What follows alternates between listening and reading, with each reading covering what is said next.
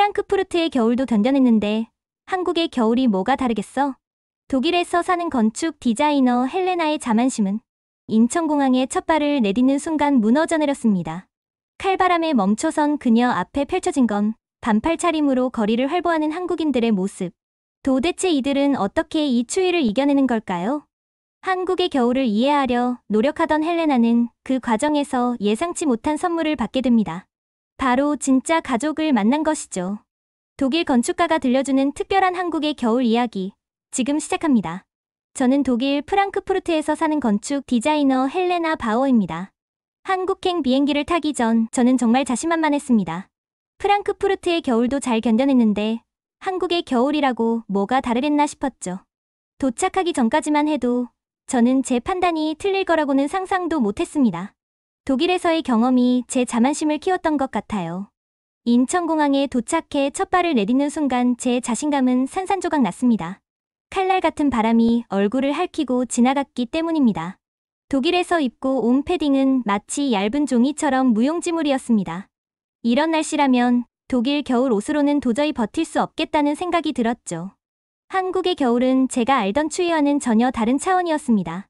공항 직원이 빠른 한국어로 설명하는 내용을 듣다가 저는 당황했습니다. 천천히 말씀해주세요라고 간신히 말했지만 머릿속은 이미 하얗게 변해 있었죠. 한국어 공부를 열심히 했다고 자부했는데 실전에서는 전혀 다르다는 걸 깨달았습니다. 책으로 배운 언어와 현실의 차이를 직접 체감하는 순간이었어요. 더 놀라운 건 거리 풍경이었습니다. 영하의 날씨에도 반팔과 슬리퍼를 신은 사람들이 거리를 활보하고 있었으니까요.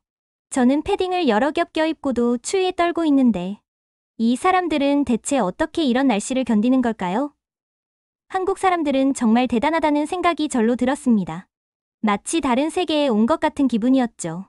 추위를 피해 들어간 곳은 한옥을 개조한 카페였습니다. 그곳에서 윤지우를 처음 만났죠. 추운데 따뜻한 차 한잔 하실래요? 라는 윤지우의 친절한 제안에 저는 네, 따뜻한 아이스 아메리카노 주세요라고 대답했습니다. 윤지우의 의아한 표정이 아직도 생생합니다. 나중에야 알았지만 한국에서는 추운 날씨에도 아이스 아메리카노를 즐기는 게 흔한 문화라고 하더군요. 그때는 이해할 수 없었던 이 문화가 이제는 저도 즐기는 습관이 되었습니다. 방으로 안내받았을 때 저는 또 한 번 당황했습니다. 이거 침대는 없어요? 제 질문에 윤지우는 미소를 지으며 바닥이 따뜻하니까 그냥 자면 돼요라고 답했습니다. 당시엔 그 말이 무슨 뜻인지 전혀 이해하지 못했습니다. 바닥에서 잔다니 이게 무슨 말도 안 되는 소리인가 싶었죠. 독일에서는 상상도 할 수 없는 일이었으니까요. 출근 첫날 저는 완벽한 정장 차림으로 나섰습니다. 하지만 5분도 걷지 못했죠. 한국의 겨울바람은 제 자존심마저 꽁꽁 얼려버렸습니다. 김도연이라는 신입 직원이 저를 명동으로 데려갔습니다. 선배님, 이건 한국에서 완전 필수템이에요. 이거 없이는 한국 겨울을 절대 못 버텨요. 김도연의 열정적인 설명을 들으며 저는 한국의 또 다른 면을 발견하게 되었습니다. 처음 본 롱패딩은 충격 그 자체였습니다. 이건 옷이 아니라 이동식 이불이잖아요. 하지만 입는 순간 저는 깨달았습니다. 왜 한국 사람들이 실내에서 반팔을 입는지, 이 추위를 어떻게 이겨내는지 말이죠. 롱패딩 덕분에 저는 한국의 겨울과 타협할 수 있는 첫 번째 실마리를 찾았습니다. 이제야 한국의 겨울을 이해할 수 있을 것 같았어요. 김도연은 저에게 핫팩과 손난로, 귀마개까지 챙겨줬습니다. 하지만 여전히 얼굴과 손이 얼어붙는 건 어쩔 수 없었죠. 선배님, 그럼 찜질방 가보세요. 김도연의 제안에 저는 의아했습니다. 찜질방이요? 그게 뭐죠? 그 순간만 해도 저는 몰랐습니다. 제가 곧 한국의 또 다른 놀라운 문화를 경험하게 될 거라는 것을. 한국에서의 제 새로운 모험은 이제 막 시작되었습니다. 명동에 거리는 사람들로 북적였습니다. 김도연은 저를 큰 의류 매장으로 데려갔죠. 여기가 바로 롱패딩의 성지예요. 매장에 들어서자마자 저는 압도되었습니다. 벽면 전체가 거대한 패딩으로 가득했으니까요. 검은색, 흰색, 회색. 마치 거대한 이불들이 걸려있는 것 같았습니다. 독일의 패션 매장에서는 결코 볼 수 없는 광경이었죠. 이게 정말 옷이라고요? 제가 의아해하자 김도연은 웃으며 설명했습니다. 선배님, 이건 그냥 옷이 아니라 한국의 겨울 문화예요. 우리는 이걸 입고 찜질방도 가고 등산도 가죠. 심지어 결혼식에도 입고 가는 사람들이 있다니까요. 저는 그 말을 도저히 믿을 수 없었습니다. 독일에서는 상상도 할 수 없는 일이었죠. 결혼식에 이런 옷을 입는다니 문화적 충격이었습니다. 매장 직원은 제 체형에 맞는 롱패딩을 골라주었습니다. 이건 기장이 발목까지 와서 더 따뜻해요. 후드도 조절이 가능하고요. 처음으로 롱패딩을 입어보던 순간을 잊을 수 없습니다. 거대한 검은색 패딩을 걸치자마자 신기한 일이 일어났어요. 마치 따뜻한 방 안에 있는 것 같은 느낌이었습니다. 어때요, 선배님? 김도연의 물음에 저는 말을 잇지 못했습니다. 너무나도 따뜻했거든요. 매장을 나와 거리를 걸으면서 저는 깨달았습니다. 왜 한국 사람들이 실내에서 단박에 패딩을 벗는지, 그리고 왜 실내에서 반팔을 입는지 말이에요. 이 옷은 마치 이동식 난방기 같았습니다. 건축가로서 저는 이런 실용적인 디자인에 감탄하지 않을 수 없었죠. 보온성과 실용성이 완벽하게 조화를 이룬 디자인이었습니다. 김도연은 거기서 멈추지 않았습니다. 이제 필수템 세트를 맞춰볼까요? 그러더니 핫팩, 손난로, 귀마개를 하나씩 골라주었습니다. 이건 주머니에 넣으면 손이 따뜻해져요.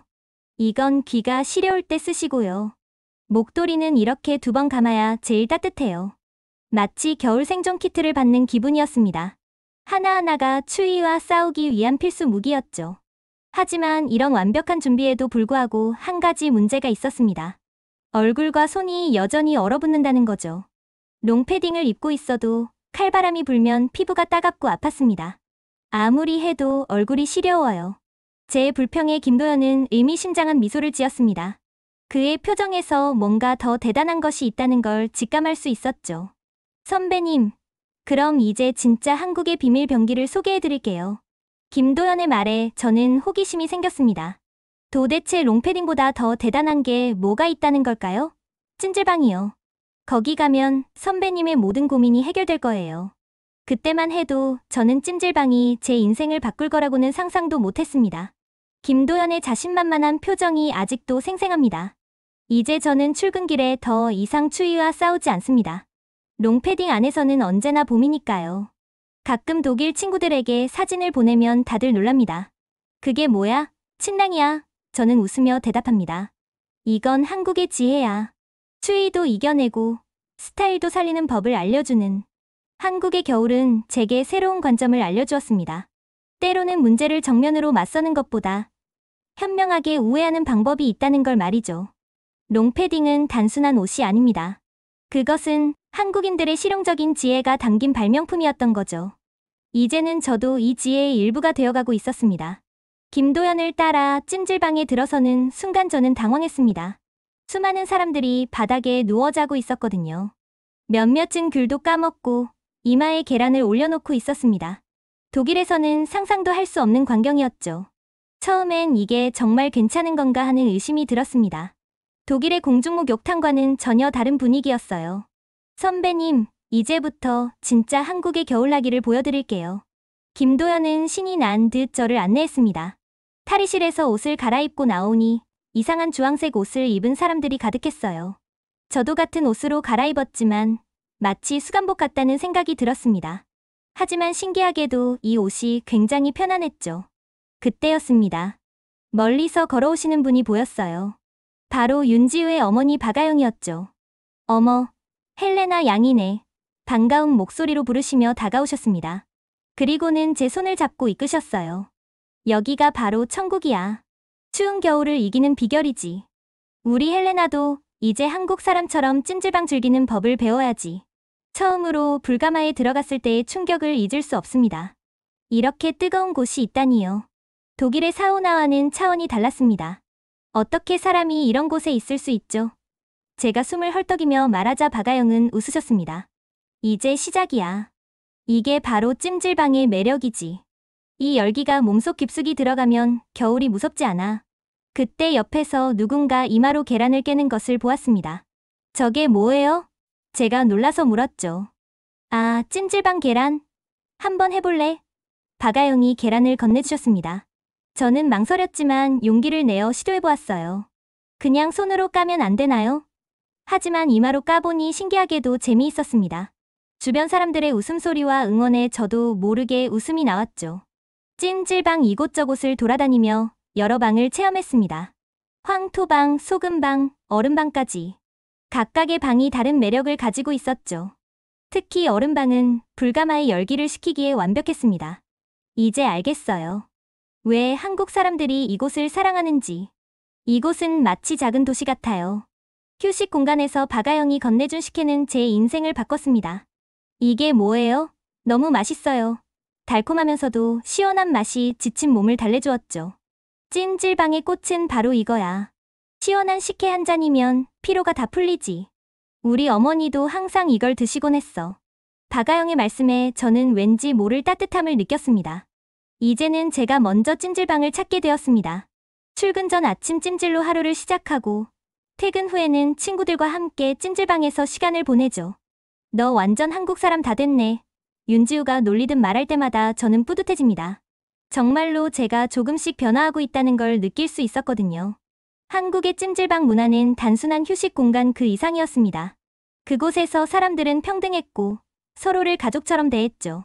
나이도, 직업도, 배경도 다른 사람들이 같은 공간에서 편안하게 시간을 보내는 모습이 인상적이었습니다. 이제는 저도 이 따뜻한 공동체의 일원이 된 것 같아 행복합니다.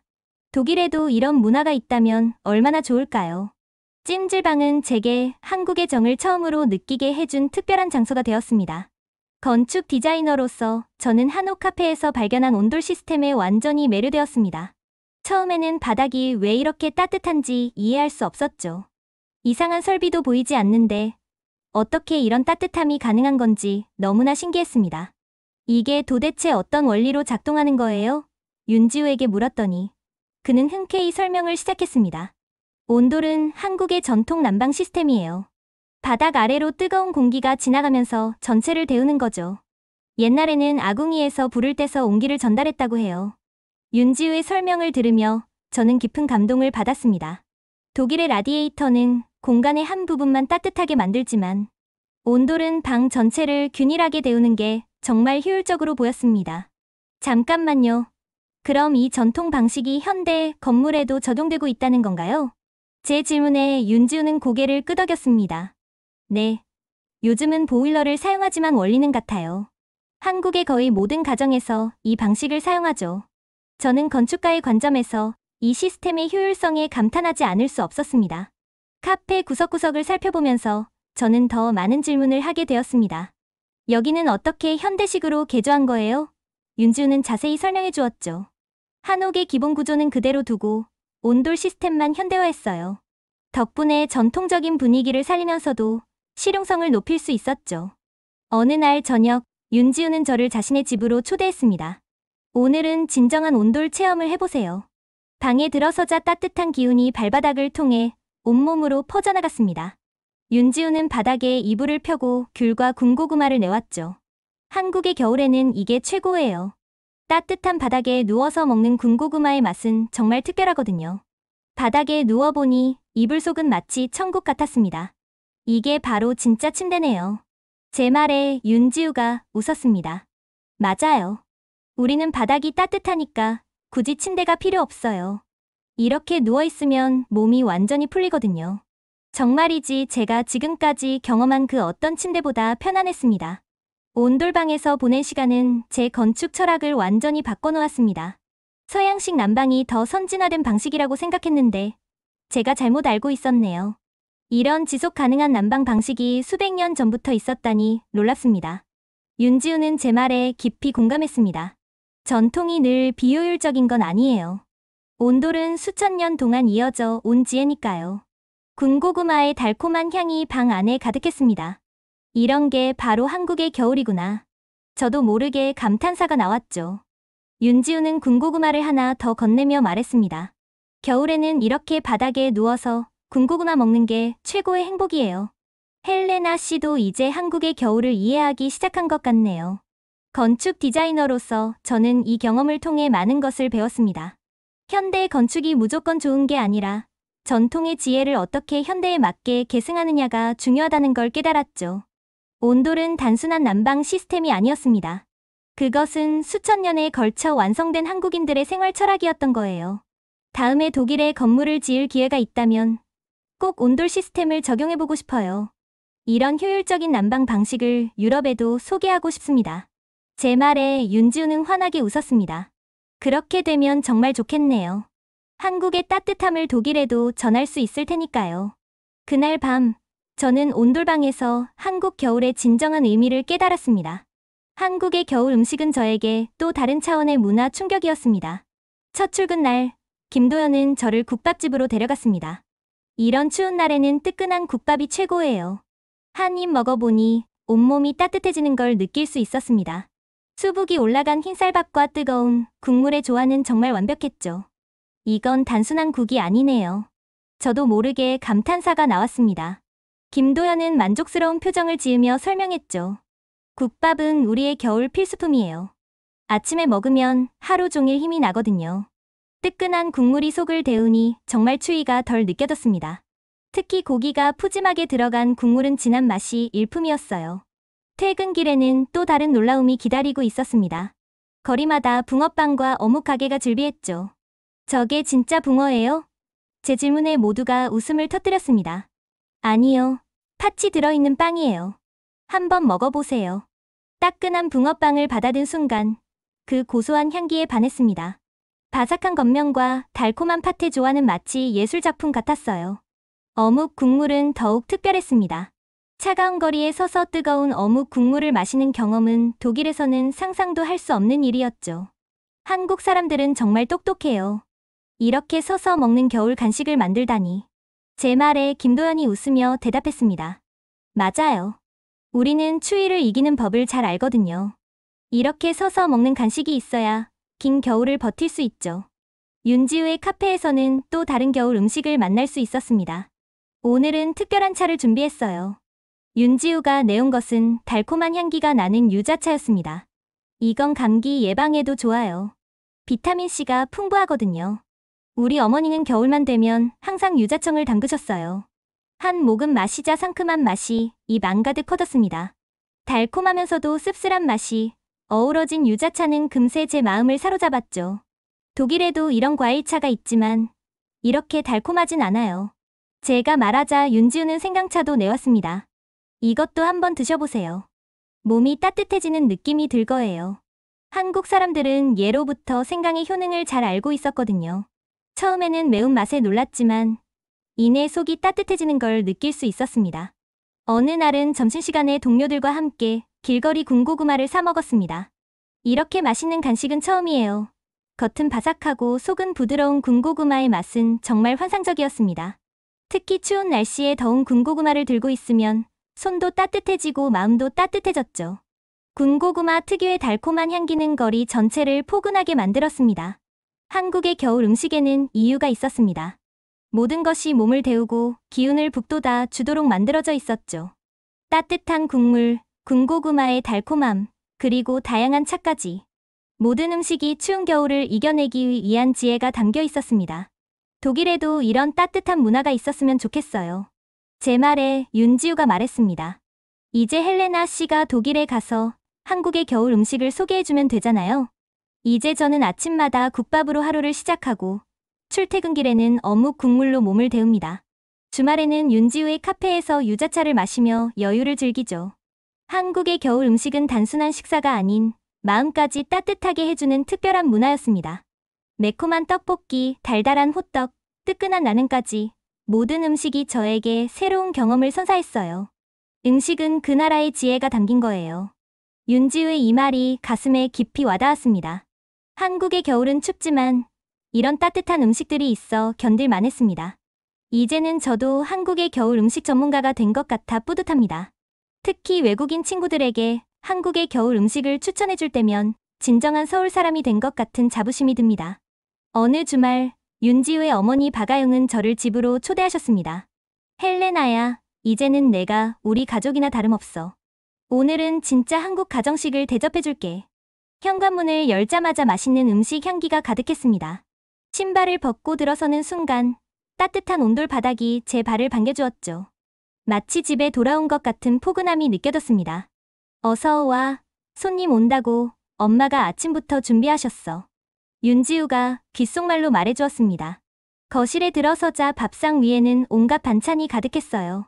김치찌개, 갈비찜, 잡채, 시금치 나물. 제가 독일에서 상상했던 것보다 훨씬 풍성했습니다. 이렇게 많이 준비하시진 않으셔도 되는데. 제 말에 박아영은 손사래를 치셨습니다. 그 모습에서 한국 어머니의 따뜻한 마음이 느껴졌어요. 아니야, 우리 헬레나가 와준 게 얼마나 고마운데. 이게 다 내가 좋아할 만한 거야. 박아영은 제게 수저를 건네주셨습니다. 자, 이제 한국 며느리처럼 편하게 먹어. 그 말에 윤지우가 얼굴을 붉혔지만 저는 왠지 기분이 좋았습니다. 마치 진짜 가족이 된 것 같은 느낌이 들었거든요. 독일에서는 결코 경험할 수 없었던 특별한 순간이었습니다. 어머니, 이 김치찌개 정말 맛있어요. 제 진심 어린 감탄에 박아영은 환하게 웃으셨습니다. 그래? 내가 직접 담근 김치로 끓인 거야. 더 먹어. 많이 먹어. 따뜻한 국물을 한 숟가락 떠먹을 때마다 한국의 정이 무엇인지 조금씩 이해할 수 있었습니다. 음식을 통해 전해지는 사랑이 이런 것이구나 싶었죠. 윤지우는 제게 반찬을 하나씩 설명해 주었습니다. 이건 계절 나물이에요. 겨울에만 맛볼 수 있는 거죠. 이것도 한번 먹어보세요. 우리 엄마가 손수 데치신 거예요. 처음 보는 반찬도 많았지만 하나하나 맛보는 재미가 있었습니다. 특히 된장찌개는 제가 상상했던 것보다 훨씬 깊은 맛이었죠. 한국 가정식의 진수를 느낄 수 있었습니다. 식사가 끝난 후 박아영은 귤을 깎아주셨습니다. 겨울에는 이렇게 귤 먹으면서 이야기하는 게 제일 좋아. 우리 어릴 때는 귤이 정말 귀했는데 지금은 마음껏 먹을 수 있어서 좋지. 온돌방에 둘러앉아 귤을 먹으며 나누는 대화는 왠지 모르게 포근했습니다. 독일에서는 경험할 수 없었던 특별한 순간이었죠. 헬레나야, 이제 자주 와. 언제든 우리 집이 내 집이야. 외롭지 않게 우리가 있잖아. 박아영의 말씀에 저는 눈물이 날 것 같았습니다. 한국에 온 지 얼마 되지 않았지만 이렇게 따뜻한 가족을 만나게 될 줄은 몰랐거든요. 네, 자주 올게요. 정말 감사합니다. 제 목소리가 살짝 떨렸습니다. 그날 저녁, 박아영은 제게 김치와 반찬을 한 보따리 싸주셨습니다. 혼자 살면 끼니 거르기 쉬우니까 이거라도 먹어. 반찬 떨어지면 또 와서 가져가고. 그 마음이 너무나 따뜻해서 저는 말을 잇지 못했습니다. 한국의 어머니들은 이렇게 음식으로 사랑을 표현하는구나. 그제야 이해할 수 있었어요. 집으로 돌아가는 길, 윤지우가 말했습니다. 우리 엄마가 헬레나 씨를 정말 좋아하시나 봐요. 저한테도 이렇게 잘해주시는 건 처음이에요. 앞으로도 자주 놀러 오세요. 저는 웃으며 대답했습니다. 정말 감사해요. 오늘이 제 인생에서 가장 따뜻한 하루였던 것 같아요. 마치 진짜 가족을 만난 것 같아서 행복했어요. 한국의 가족 문화는 제가 알던 것과는 달랐습니다. 더 따뜻하고 더 깊었죠. 특히 음식을 나누는 그 마음은 어떤 말보다도 진심을 전달했습니다. 식탁에 둘러앉아 함께 식사하며 나누는 대화, 서로를 걱정하는 마음, 그리고 그 속에 담긴 사랑. 이것이 바로 한국의 정이구나 싶었습니다. 이제 저는 한국에서 또 하나의 가족을 얻었습니다. 매주 주말이면 박아영의 집을 찾아가 함께 식사하고 이야기를 나눕니다. 그리고 이 따뜻한 정은 제 마음속에 영원히 남을 것 같습니다. 때로는 타향에서 만난 가족이 혈육보다 더 특별할 수 있다는 걸 이제야 알게 되었습니다. 시간은 눈 깜짝할 사이에 흘러갔습니다. 한국에서의 마지막 날, 저는 이상하리만큼 마음이 무거웠습니다. 아침에 일어나 바닥의 온기를 느끼며 생각했죠. 이제 이런 따뜻함을 느낄 수 없겠구나. 독일의 차가운 바닥이 떠올라 한숨이 절로 나왔습니다. 짐을 싸면서도 자꾸만 발걸음이 머뭇거려졌어요. 윤지우는 제게 작별 선물로 수제 유자청을 건네주었습니다. 독일에서도 따뜻한 차 마시면서 저희 생각하세요. 엄마가 직접 담그신 거예요. 그 순간 눈물이 날 것 같았지만 꾹 참았습니다. 고마워요. 이제 독일에서는 아이스 아메리카노 대신 유자차를 마셔야겠네요. 우리는 서로를 바라보며 웃었지만 그 웃음이 쓸쓸해 보였습니다. 윤지우의 눈가도 붉어져 있었죠. 퇴근 후 마지막으로 들른 찜질방에서 박아영은 저를 꼭 안아주셨습니다. 헬레나야, 너는 이제 우리 딸이나 다름없어. 꼭 다시 와야 해. 엄마가 맛있는 거 많이 해줄게. 그동안 참았던 눈물이 터져 나왔습니다. 어머니, 정말 감사했어요. 제 인생에서 가장 따뜻한 겨울을 선물해 주셨어요. 어머니의 김치찌개가 벌써부터 그리워질 것 같아요. 김도현과 회사 동료들은 떡볶이 가게에서 송별회를 열어주었습니다. 선배님, 이제 독일 가시면 이런 매운맛 어디서 찾으시려고요? 이거 드시고 가세요. 우리나라에서 제일 맛있는 떡볶이라니까요. 다들 농담을 건네며 분위기를 밝게 만들어주려 했지만 저는 자꾸만 울컥했습니다. 이 맛있는 떡볶이도, 길거리의 군고구마도, 따뜻한 어묵, 국물도 이제 더 이상 즐길 수 없다는 생각에 마음이 아팠죠. 프랑크푸르트 공항에 도착한 순간 차가운 공기가 저를 맞이했습니다. 익숙한 고향의 풍경인데도 왠지 낯설게 느껴졌어요. 집으로 돌아와 처음 맞이한 아침, 저는 본능적으로 바닥에 온기를 기대했습니다. 하지만 차가운 마루만이 제 발을 반겼죠. 한국에서의 따뜻했던 기억이 더욱 선명하게 떠올랐습니다. 이불을 덮어쓰고 한동안 움직이지 못했어요. 독일의 겨울은 여전히 춥지만 이제는 다르게 느껴졌습니다. 한국에서 배운 지혜 덕분일까요? 두꺼운 이불 대신 롱패딩을 걸치고 라디에이터 앞이 아닌 바닥에 앉아 유자차를 마시는 제 모습을 발견했습니다. 동료들은 제가 바닥에 앉아있는 모습을 신기하게 바라보곤 했죠. 헬레나, 너 많이 변했구나. 한국에서 뭘 배워온 거야? 매일 밤 윤지우와 영상통화를 하며 서로의 일상을 나눴습니다. 오늘은 엄마가 김치찌개 끓이셨는데 헬레나 씨 생각나더라고요. 엄마가 헬레나 씨 목까지 챙겨 드셨대요. 그의 말에 저도 모르게 미소 짓게 되었습니다. 저도 매일 유자차 마시면서 여러분 생각해요. 한국이 너무 그립네요. 특히 찜질방이 없는 게 너무 아쉬워요. 주말이면 김치찌개가 먹고 싶어 한인마트를 찾아다녔습니다. 처음으로 혼자서 끓여본 김치찌개는 박아영의 맛에는 미치지 못했지만 그래도 따뜻한 국물을 먹으며 한국에서의 추억을 되새길 수 있었죠. 특히 창밖에 눈이 내리는 날이면 온돌방에서 보냈던 따뜻한 시간이 더욱 그리워졌습니다. 이불을 깔고 바닥에 누워보지만 그때의 그 포근함은 느낄 수 없었어요. 독일 친구들에게 한국의 겨울 문화를 설명할 때면 제 마음도 덩달아 따뜻해졌습니다. 그곳에는 바닥 전체가 따뜻해. 그리고 찜질방이라는 곳이 있는데 이야기를 들은 친구들은 모두 신기해했죠. 정말 특별한 문화네. 우리도 한번 가보고 싶다. 헬레나가 그렇게 그리워하는 걸 보니 분명 특별한 곳일 거야. 이제는 매일 아침 출근 전 따뜻한 차를 마시며 하루를 시작합니다. 한국에서 배운 대로 몸을 따뜻하게 하는 것부터 시작하는 거죠. 독일의 겨울은 여전히 춥지만 제 마음만은 한국에서 배운 따뜻함으로 가득합니다. 가끔은 한국에서 사용하던 수건으로 목을 감싸고 핫팩을 주머니에 넣어두는 습관도 생겼어요. 다음에 또 한국에 올 거예요. 윤지우와의 영상통화에서 저는 약속했습니다. 그때는 더 긴 시간 동안 머물고 싶어요. 한국어도 더 열심히 배워갈게요. 그의 눈빛이 반짝였습니다. 그럼요. 우리가 기다리고 있을게요. 이번에는 겨울뿐만 아니라 다른 계절도 함께 보내요. 우리 엄마도 헬레나 씨 기다리신다고 매일 말씀하세요. 그 말을 들으니 벌써부터 마음이 설렜습니다. 이제 제게는 한국에 또 하나의 집이 생긴 셈이니까요. 독일로 돌아온 지 석 달, 저는 결국 한국행 비행기 표를 끊었습니다. 회사에 사직서를 제출하고 새로운 도전을 시작하기로 한 거죠. 헬레나, 너 정말 한국으로 돌아가는 거야? 동료들은 놀란 눈으로 물었습니다. 응, 내 진짜 집을 찾은 것 같아. 저는 확신에 찬 목소리로 대답했습니다. 부모님도 처음에는 반대하셨지만 제 진심을 알고는 이해해 주셨어요. 윤지우에게 이 소식을 전하자 그는 믿을 수 없다는 듯 물었습니다. 정말이에요? 농담하시는 거 아니죠? 저는 웃으며 대답했죠. 진짜야. 이번에는 제대로 된 온돌방에서 살 거야. 한국의 겨울을 제대로 즐기고 싶어. 윤지우의 목소리가 떨렸습니다. 어머, 엄마한테 이 소식을 전해야겠어요. 엄마가 정말 좋아하실 거예요.